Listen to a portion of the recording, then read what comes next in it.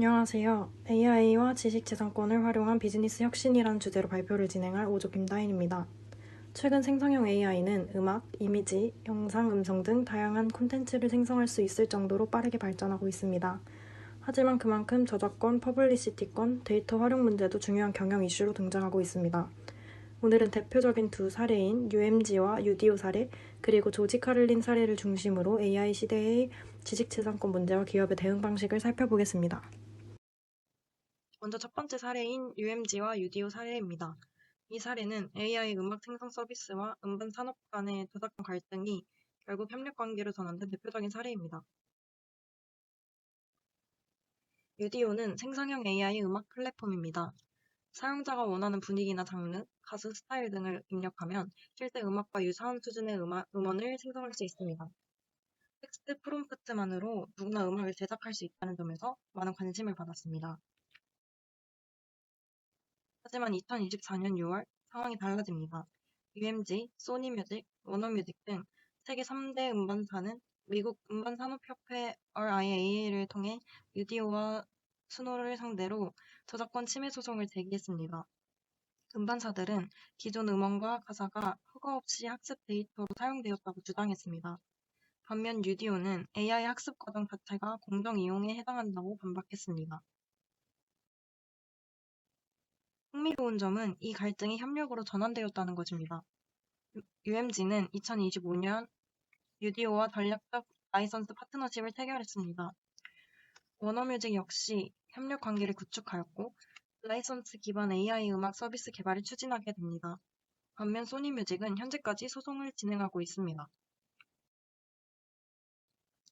첫 번째 핵심 쟁점은 AI 학습 데이터의 저작권 문제입니다. AI가 기존 음악을 학습하는 과정 자체가 저작권 침해인지 아니면 공정 이용인지가 핵심 논쟁이었습니다. 음반사는 실제 유명곡과 매우 유사한 결과물이 생성된다고 주장했고, UDO는 새로운 콘텐츠 생성을 위한 기술적 과정이라고 반박했습니다. 현재 법원도 최종 판단은 나오지 않은 상태입니다. 두 번째는 AI 생성 음악의 시장 영향입니다.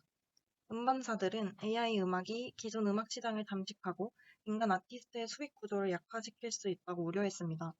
또한 메이저 레이블과의 합의가 독립 아티스트의 권리를 충분히 보호하지 못한다는 문제도 제기되었습니다.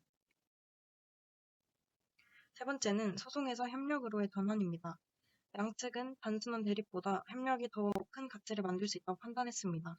합의 이후 UDO는 허가된 데이터만 학습에 사용하기로 하였고, 아티스트와 작곡가도 학습 단계와 결과물 단계에서 보상을 받을 수 있는 구조가 마련되었습니다.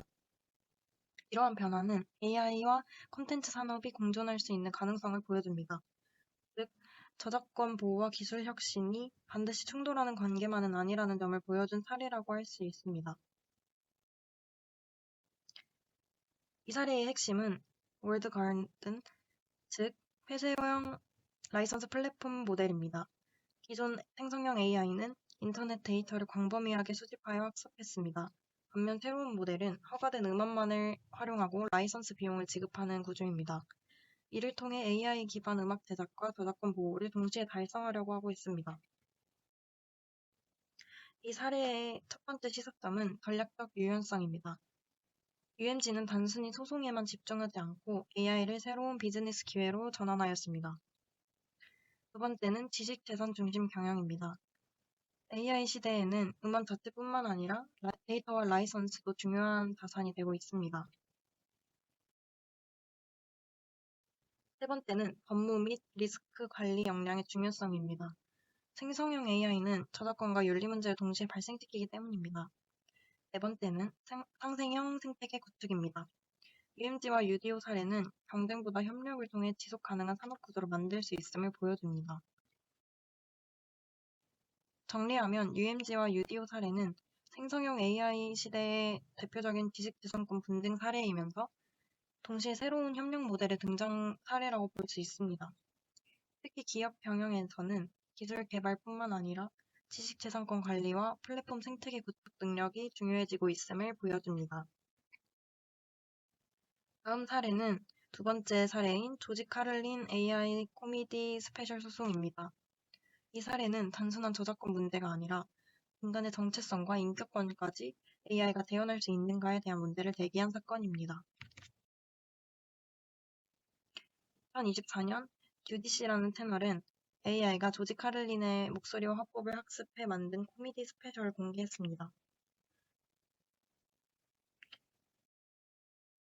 이에 대해 유족은 음성 스타일 정체성을 무단 사용했다며 소송을 제기했습니다. 반면 제작진은 패러디적 성격이라고 주장했지만 받아들여지지 않고 결국 제작진은 영상을 삭제하고 향후 무단 사용을 하지 않기로 합의하게 됩니다. 이 사건이 중요한 이유는 기존 저작권 분쟁과 다르기 때문입니다. 기존에는 콘텐츠를 복사했는지가 핵심이었습니다. 하지만 이번 사건은 인간의 말투와 유머 감각, 창작 정체성 자체를 AI가 대연했다는 점에서 새로운 차원의 문제를 제기했습니다. 이 사건의 첫 번째 쟁점은 저작권 침해입니다. 기존 AI 소송이 주로 학습 데이터의 무단 수집 문제를 다뤘다면 이 사건은 AI가 조지 카를린의 말투와 유머 스타일을 매우 유사하게 대연한 콘텐츠를 만들어 상업적으로 이용했다는 점이 특징입니다. 또한 공정 이용 논란도 있습니다. 제작진은 패러디라고 주장했지만 유족 측은 조지 카를린의 창작물을 무단 활용한 행위라고 반박하며 저작권 침해를 주장했습니다. 퍼블리시티권은 자신의 이름이나 목소리, 이미지 등을 상업적으로 통제할 권리입니다. UDC는 AI가 조지 카를린을 이용해 광고 수익과 구독 수익을 창출했기 때문에 퍼블리시티권 침해 문제가 제기되었다고 주장합니다. 이 사건은 고인이 살아 돌아와 현대 사회를 비판하는 것처럼 연출되었습니다. 이는 고인의 가치관과 철학을 왜곡할 수 있다는 윤리적 문제를 발생시켰습니다. 또한 이후 딥페이크 관한 규제 법안 논의에도 영향을 주었습니다. 이 사건의 핵심은 기술적으로 가능했냐가 아니라 해당 데이터를 사용할 권리가 있었냐는 점입니다. AI 시대에는 단순히 데이터를 많이 확보하는 것보다 데이터 사용 동의와 라이선스를 확보하는 것이 더욱 중요해지고 있습니다. 즉, 윤리적 데이터 거버넌스 자체가 기업적 경쟁력이 될 수 있다는 점을 보여주는 사례라고 할 수 있습니다. 두 번째 시사점은 AI 리스크 관리의 중요성입니다.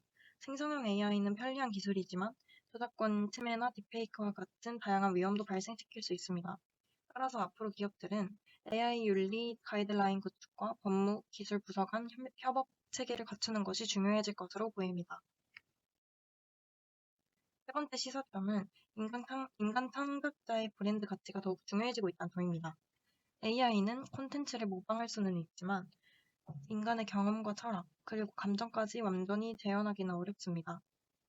따라서 앞으로는 단순한 AI 콘텐츠보다 인간 창작자의 고유한 서사와 브랜드 가치가 더욱 중요한 자산이 될 것으로 예상됩니다. 네 번째 시사점은 기술 발전 속도를 법과 제도가 따라가지 못하고 있다는 점입니다. 현재도 스타일의 저작권 보호 여부나 AI 학습 자체의 침해 여부 등 많은 문제가 명확하게 정리되지 않은 상태입니다. 따라서 기업들은 법적으로 가능하다는 기준만 따르기보다 사회적 신뢰와 윤리 기준까지 고려하는 경영이 필요합니다. 마지막으로 이 사건은 단순한 저작권 분쟁을 넘어 AI 시대의 인간의 정체성과 권리를 어떻게 보호할 것인가에 대한 중요한 질문을 던졌습니다. 특히 창작자의 동의 없이 음성이나 정체성을 활용하는 것이 정당한가에 대한 사회적 논의를 촉진했다는 점에서 의미가 있습니다.